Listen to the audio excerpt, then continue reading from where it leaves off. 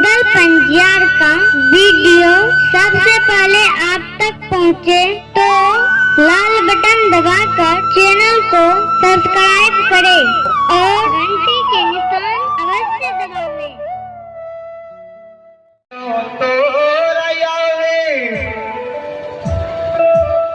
माता पोखरी खुनल काहे माँ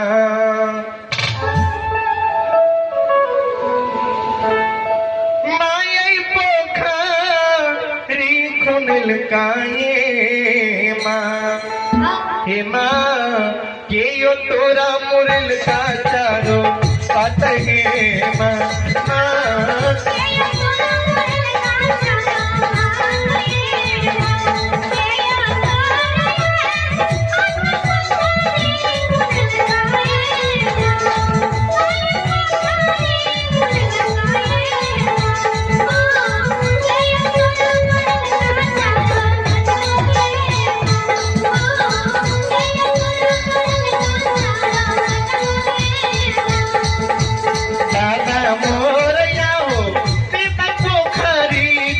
कई हो ना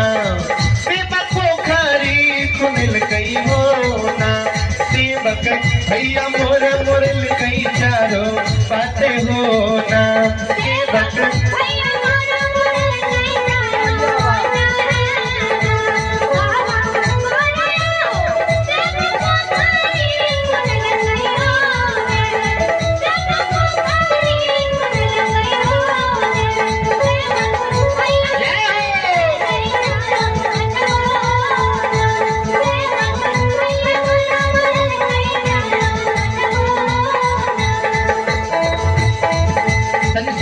श्रोता बच्चों, एक भक्त सेवक माँ जगत जननी की द्वार में जाकर माँ जगत जननी से जवाब क्या रहे थे। हे जगत जननी माँ, हे देवी माँ, के आके पोखरी खुनेलक, के आके पोखरी की बात मोड़ेलक। भक्त सेवक के शब्द सुनकर माँ जगत जननी भक्त सेवक के जवाब के उत्तर दी। हे हो सेवक, हे हो भक्तराज, पोखरी खुनेलक भैया पोखरी की बात मोड़ेलक। फिर सेवक माँ से जवाब करे मैया कथी ये नया है पाता पोखरी खुनल काहे माँ माँ पोखरी खुनल काहे माँ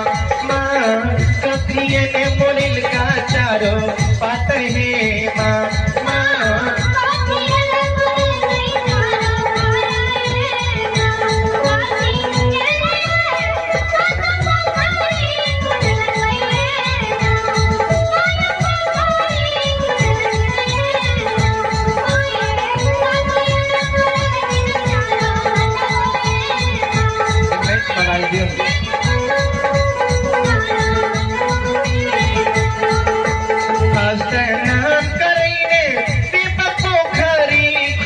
कई हो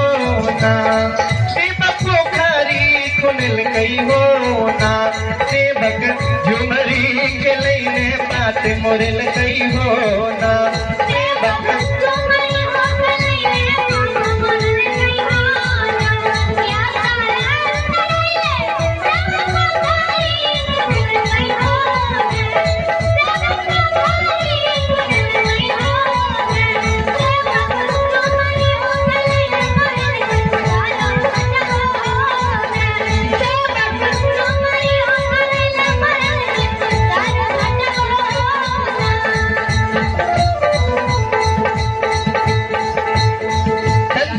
श्रोता बंधु,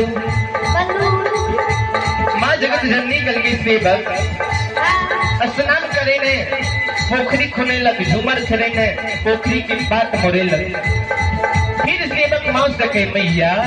हे जगत जननी कहाँ माँ नवेल माँ है कहाँ लाट धर लहे माँ माँ है कहाँ के सिया धर लहे माँ हे माँ कहाँ कैले सोलह हो बिगाड़ रे माँ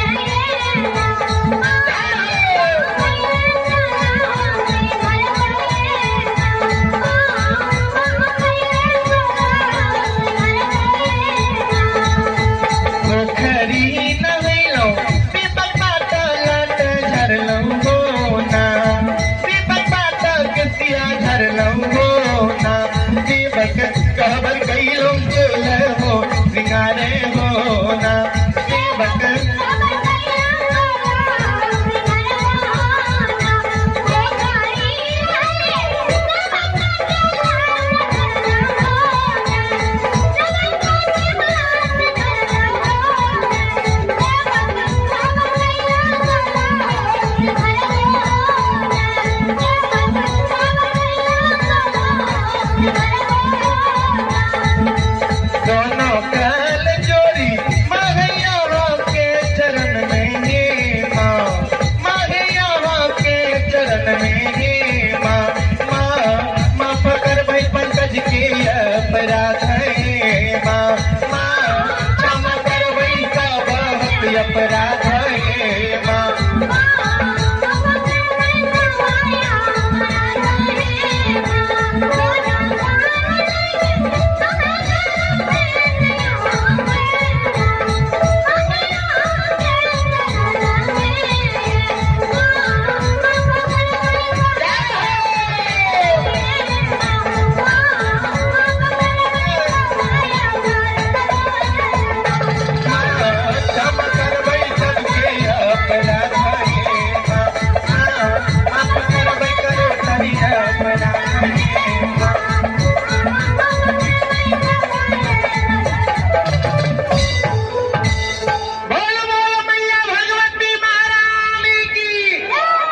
संत शिरोमणि श्रोता बंधु प्रसंग की ओर प्रसंग हम राखी छी है भगत के अंतिम समय छी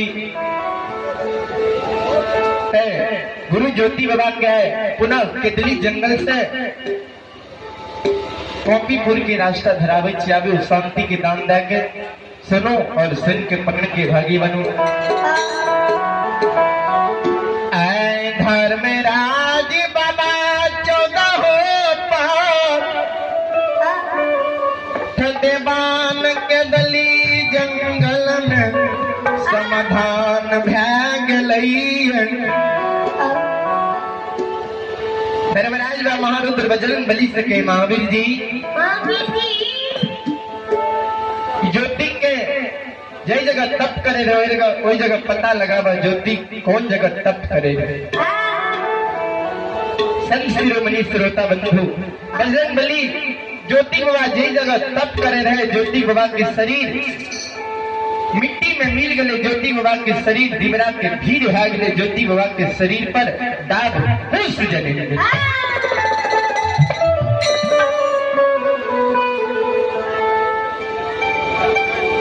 वही आपकी संजय भारती श्रद्धालु की ओर से बड़ी उदारी दिल से शानदार आशीर्वाद स्वरूप 51 रुपए के पुरस्कार आए हैं। श्रद्धालु के चरणों में मैं कोटि कोटि नमन करता हूँ और आशीर्वाद चाहता हूँ। जय हो दानी महाराज की जय हो। बजरंग बली वही जगह चल जाइए चौधरी पक्ष देवान वही जगह समाधानिए धर्मराज कल के महावीर जी ज्योति के हाथी अस्थि जे डिबरा के भीड़ बनल चाहे एकरा पलटाबो और चौधरी पथ गोसाई के कहियो मिट्टी में से ज्योति के हड्डी अस्थि के निकाल के साफ करके चादर पर रखने जीते हम ज्योति के हड्डी अस्थि के झरने जे बजरंग बली की सरकार ज्योति के डिबरा के भीड़ पलटावे के कारण हमारा विश्वकर्मा जी के पास जा पड़ती कोदाल लावे के कारण धर्मराज बाबा कल के महारुद्र बजरंग बली जरा सा दिवरा के भीड़ पलटावे के लिए हम विश्वकर्मा जी के पास कुदाल लावे के लिए जा पड़ा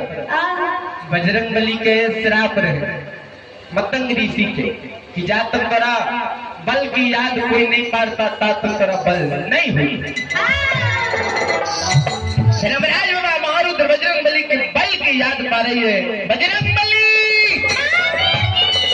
सुनो जय श्री में त्रेता युग में श्री रामचंद्र जी के सहोदर भाई लक्ष्मण जी की शक्ति बांध लागले वही समय में यहाँ धौलागिरी पर्वत के एक हाथ पर लाइव के और लक्ष्मण जी के प्राण बचे जरा सा ही ज्योति की दिवरा के भीड़ पलटावे के कारण विश्वकर्मा जी के पास जा पड़ा धर्मराज महारुद्र बजरंग बली के बल के याद पारे श्रोता बंधु ए हमारी माँ बहन बाबू भैया सब महारुद्र बजरंग बली हुई केदली जंगल आते माया के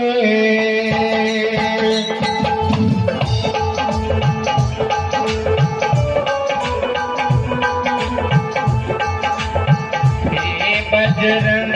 बली माया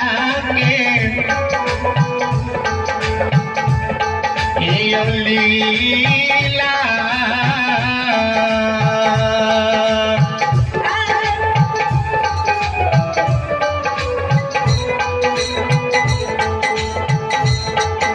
यो कार छैयो